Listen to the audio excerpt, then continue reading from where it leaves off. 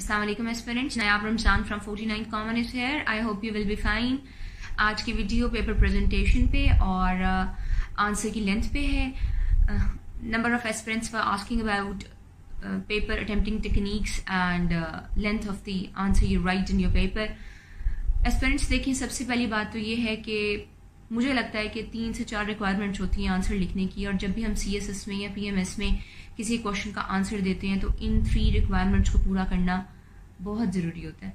The first is try to answer the topic statement but not the topic. Please आप ये गलती ना करें कि आप टॉपिक पर लिखना स्टार्ट कर देते हैं, जबकि टॉपिक स्टेटमेंट पर आपसे FPS का एग्जामिनर एक वाइड एनालिसिस मांग रहा होता है, लेकिन वो आप नहीं करते। आपको अगर मैंने अपनी लास्ट वीडियो में डिस्कस किया था, अगर वो आपसे कहता है कि Sheikh Ahmad Sirhindi is the reformer of second millennium, it means you have to write the answer on the statement. Sheikh Ahmad Sirhindi पे जवाब लिख देना या शेख अहमद सर हिंदी की जिंदगी को डिस्कस करना, ये क्वेश्चन का आंसर नहीं है, ना ही this is soul of the question. ठीक है, आपकी रिक्वायरमेंट ये है कि आप टॉपिक स्टेटमेंट पर ऐसे लिखें। अगर आपसे पूछा जा रहा है कि national election plan is the product of terrorism, इस तरह का कोई स्टेटमेंट है, करंट अफेयर्स, पाकिस्तान अफेयर्स या किसी ऑप्शनल सब्जेक्ट में कोई भी जो स्टेटमेंट दी जाती है, आपसे रिक्वायरमेंट ये होती है कि आप स्टेटमेंट पर अपना इंट्रोडक्टरी पैराग्राफ लिखें और आगे फिर जब हेडिंग्स बना रहे होते हैं तो स्टेटमेंट को ही परजू करें। किसी कीवर्ड को देखकर, यानी IMF पे अगर आ गया, जैसे लास्ट टाइम ऐसे भी था, IMF a road to stability या IMF bailout a road to stability और डिजास्टर और रिसीव फॉर डिजास्टर, तो इसमें IMF में ऐसे नहीं लिखना था बल्कि पूरी स्टेटमेंट पे लिखना था। चलिए, ऐसे तो एक बहुत टेक्निकल सब्जेक्ट है, इसे तो इंशाल्लाह हम नेक्स्ट वीडियोस में डिस्कस करेंगे, लेकिन मैं आपको बाकी सब्जेक्ट्स के लिए बता रही हूँ कि हमेशा number 1 rule is try to answer the topic statement. Topic statement को एज अ होल लेके चला करें और टॉपिक स्टेटमेंट को प्रॉपरली समझने के बाद इंट्रोडक्टरी पैराग्राफ टॉपिक स्टेटमेंट पे लिखें, और इसके बाद अपनी नेक्स्ट जो हेडिंग्स आप मेंशन कर रहे होते हैं, देखिए 2 तरीके होते हैं आंसर को अटेम्प्ट करने की। या तो आप मिनी ऐसे लिखें कि पहले आप सारी आउटलाइन बनाएं और इसके बाद फिर आगे पैराग्राफ्स जो है उनकी फॉर्मेशन करें, या अगर आप पैराग्राफ्स की फॉर्मेशन नहीं कर रहे तो दूसरा तरीका ये है कि फिर आप हेडिंग्स बनाते हैं और एक जनरली डिस्कस नहीं करते, आप हेडिंग्स बनाते हुए जो है ना आंसर को अटेम्प्ट करते हैं। आप मिनी ऐसे के तौर पे एक क्वेश्चन को लिखें या फिर आप इंट्रोडक्टरी पैराग्राफ के बाद हेडिंग्स देकर एक क्वेश्चन का आंसर दें, लेकिन ज़रूरी यही है कि आप टॉपिक स्टेटमेंट से इधर उधर ना हो।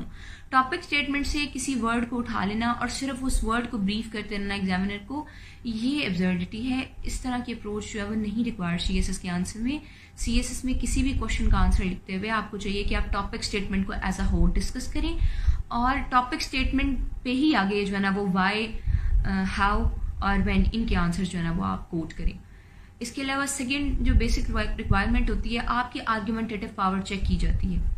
FPSC एस्पिरेंट्स की आर्ग्यूमेंटेटिव पावर को ज़रूर चेक करता है, और आर्ग्यूमेंटेटिव पावर आपकी तभी जो है वो पॉलिश होकर सामने आती है जब आप रेफरेंसेस देते हैं, जब आप कोटेशंस लिखते हैं। इसीलिए एक पेपर में किसी भी क्वेश्चन के आंसर में एक नॉर्मल जो लेंथ होनी चाहिए वो 5 to 6 पेजेस होनी चाहिए। मेरा ज़ाती ख्याल ये है, अगर आप इससे इख्तलाफ करते हैं तो कोई बात नहीं, दैट्स योर ओपिनियन, लेकिन आई ओपन के 5 से 6 पेजेस होने चाहिए, मतलब 3 लीव्स होने चाहिए, मस्ट है ये। एक अच्छा आंसर इतनी शीट्स पर होना चाहिए, और इसके साथ साथ उसमें 3 to 4 रेफरेंसेस भी होने चाहिए ताकि आपकी आर्ग्यूमेंटेटिव पावर पॉलिश होकर सामने आए। आर्ग्यूमेंटेटिव पावर तभी साबित होती है जब आप दलाइल देने के साथ साथ कोटेशंस और रेफरेंसेस को भी कोट करते हैं और एग्जामिनर को बताते हैं कि अगर मेरा आर्ग्यूमेंट ये है तो उस पर स्टैटिस्टिक्स, फैक्ट्स एंड फिगर्स ये हैं, या मेरी जो कोटेशन ये है। इसको तैयार करने का अच्छा तरीका ये होता है कि जब आप FPSC के सिलेबस को सामने रख के किसी टॉपिक को प्रिपेयर कर रहे होते हैं तो कोशिश किया करें कोई जनरल कोटेशन उस टॉपिक से रिलेटेड ज़रूर लिख लें। अगर आप इंट्रोडक्टरी पैराग्राफ में कोटेशन कोट नहीं भी कर सकेंगे तो जब आप डिस्कस करेंगे आगे अपने ऐसे में या फिर अपने आंसर में, तो आप उन कोटेशंस को जो है ना वो बहुत इजीली कोट कर सकते हैं। बात करते करते वो जो जनरल सी कोटेशन आपने लर्न की होगी वो आप लिख दीजिएगा, उससे नेगेटिव मार्किंग नहीं होती बल्कि एक पॉजिटिव इंप्रेशन आता है। लेकिन ये ख्याल रखिए कि it must be relevant to the question statement. ये जो इंक्वायरी क्वेश्चन होता है, इसमें सबसे पहले आपने इंक्वायरी क्वेश्चन की जो इंक्वायरी होती है उसको डील करना होता है। सेकेंडली आपने टॉपिक स्टेटमेंट पर जो रेलिवेंट कोटेशंस होती हैं, रेफरेंसेस होते हैं, वो कोट करने होते हैं ताकि उससे आपकी आर्ग्यूमेंटेटिव पावर जो है वो एनहांस हो जाए। تھرڈلی آپ کو چاہیے کہ اگر کوئی میپ بنایا جا سکتا ہے تو ضرور بنائیں. اگر کوئی فلو چارٹ، کوئی گراف، کوئی بھی اس طرح کی کوئی چیز جو کہ کوئی ڈائیگرام جو کہ آپ کے آنسر کو آرگیومنٹیٹیولی انہانس کرے اور یہ بتائے کہ ہاں آپ کو اس ٹاپک پہ اچھا خاصا نالج تھا اور جو آپ نے ایگزامینر کے سامنے رکھا ہے، تو یہ آپ کے لیے بہت زیادہ بینیفیشل ہوتا ہے. میں نے اپنے سب پیپرز میں کوشش یہ کی ہے، جیسے میں نے کانسٹیٹیوشن لاء کا پیپر اٹیمپٹ کیا تھا تو میں نے کوشش کی کہ کانسٹیٹیوشن لاء کے پیپر میں کانسٹیٹیوشن کو ڈسکس کرتے ہوئے اگر میں میپ بھی بناؤں تو اچھا ہو جائے گا. حالانکہ وہاں پر اس کی اتنی ضرورت تو نہیں تھی، لیکن پھر بھی میں نے کوشش کی کہ میں اپنی آرگیومنٹیٹیو پاور کو انہانس کر کے اور ایک اچھا پالشڈ آنسر جو ہے وہ ایگزامینر کے سامنے رکھوں. اسی طرح جنرل سائنس اینڈ ایبیلٹی کے پیپر میں نے ڈائیگرامس ڈرا کی تھیں اور بلو کلر کے بال پوائنٹ سے، بلیک کلر کے بال پوائنٹ سے ڈائیگرامس بھی ڈرا کی تھی تاکہ ایک اچھا جو ہے وہ آنسر میں پروڈیوس کر سکوں.